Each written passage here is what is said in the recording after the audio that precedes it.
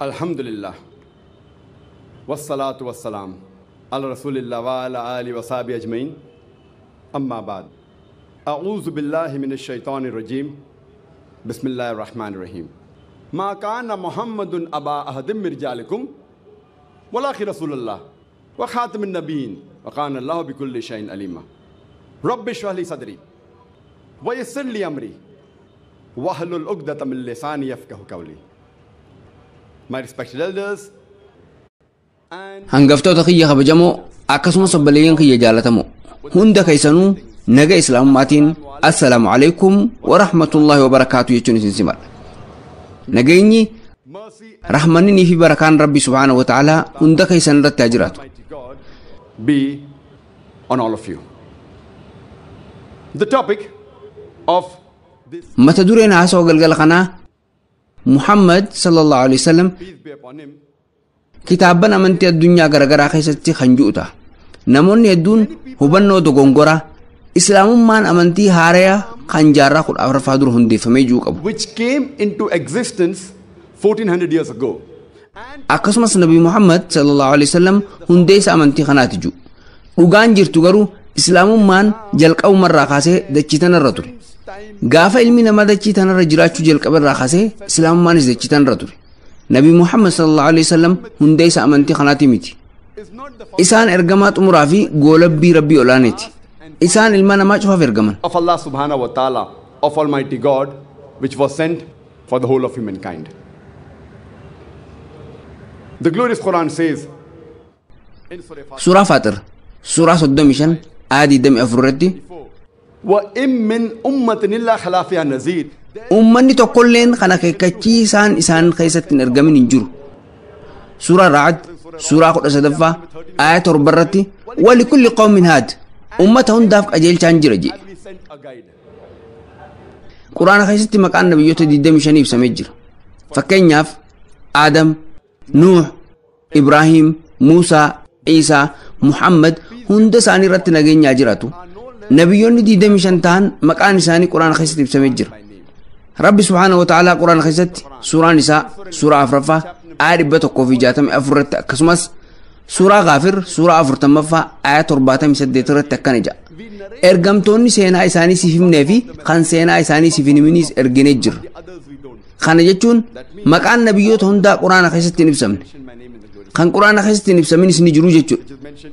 Nabiin keenya jaalatamaan Nabi Muhammad sallallahu alaihi wasallam hadiisa sahihaa kan mishkaat al-masahib mujallada 3ffaa lakkoofsa hadiisaa 5737 irratti rabbi dachii tanarratti nabiyyoota 100 fi 124 ta'an ergee jiraa jedhan. Haa ta'u malee maqaan isaanii kan Quraana keessatti ibsaman 25 qofa. Nabiyyoonni nabiyyii xumuraa fi goolabbii Nabi Muhammad sallallahu alaihi wasallam dura ergaman hundi ummata isaanii qofaaf ergamaa turan.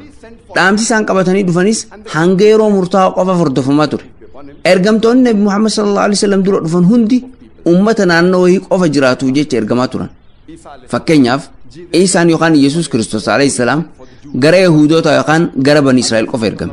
Rabbi Quraana keessatti suuraa Ali Imraan suuraa 3ffaa aayat 49 irratti akkana jedha. Gara ilmaan Israa'elitti ergama isa godha. Dhaamsi wal fakkaataan suuraa Saf suuraa 61ffaa aayat 6 irratti Yesuus Kiristoos alayhi salaam ummata Israa'elitti an ergamaa godhamee isinitti ergamee jeetti dubbate. Bani Israel, I've been sent as a messenger to you.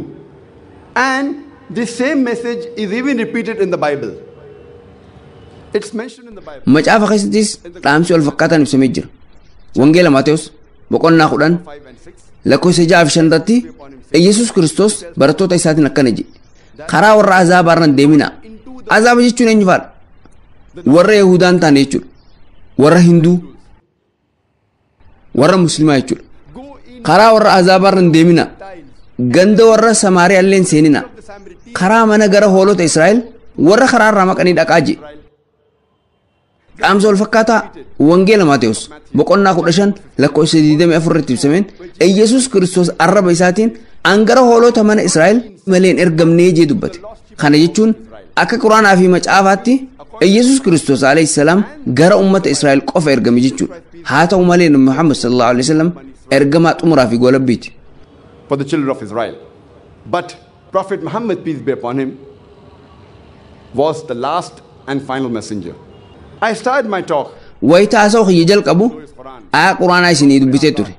Sunis suuraa Ahzaab suuraa 33 aya 40 irratti ما كان محمد أبا أحد من رجالكم ولكن رسول الله وخاتم النبيين وكان الله بكل شيء عليما.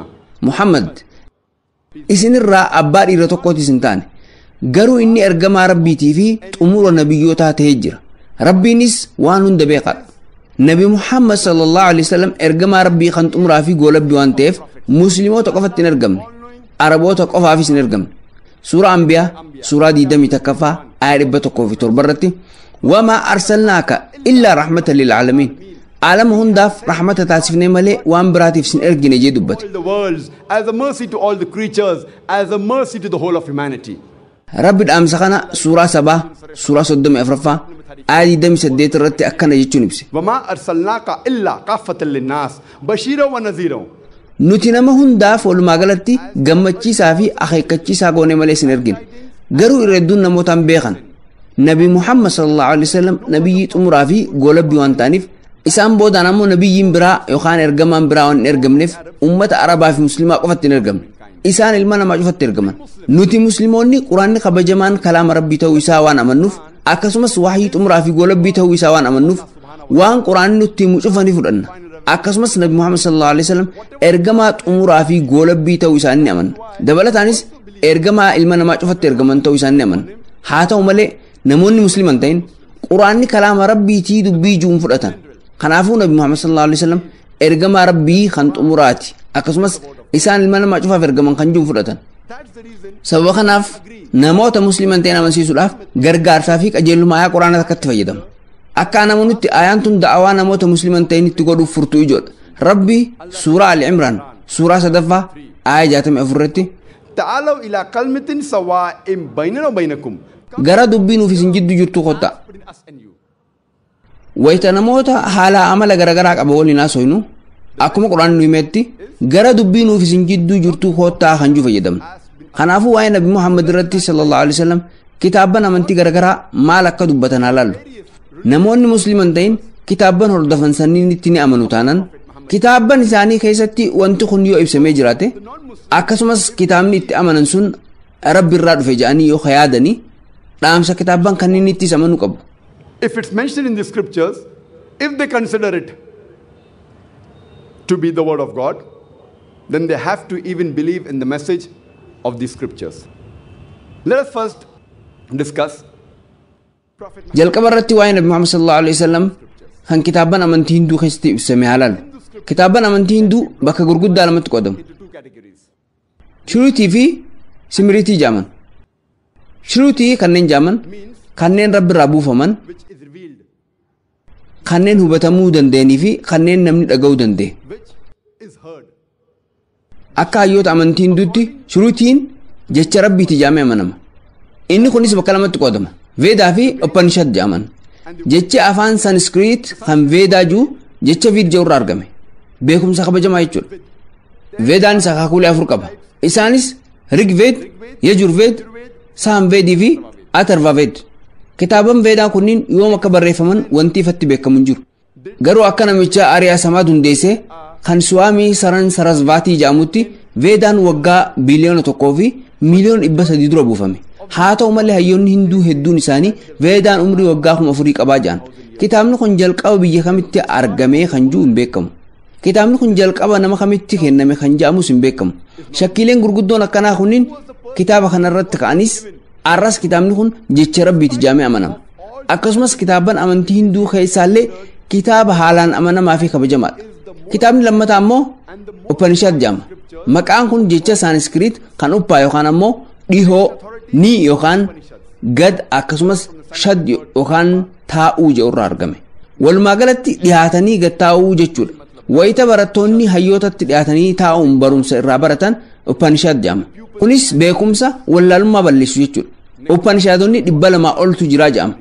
Garuu akka aadaa Indiyaatti 108tu jira. Kanneen keessaa namoonni garaagaraa bu'uuraalee Upanishad jechuun lakkoofsa garaagaraa keessaa filatu. Gariin 10, gariin 12 filatu. Fakkeenyaaf Shirhata Kirishiin 18 keessaa filate bu'uuraalee Upanishad jechuun kitaaba barreessee jira. Top 10, some 12.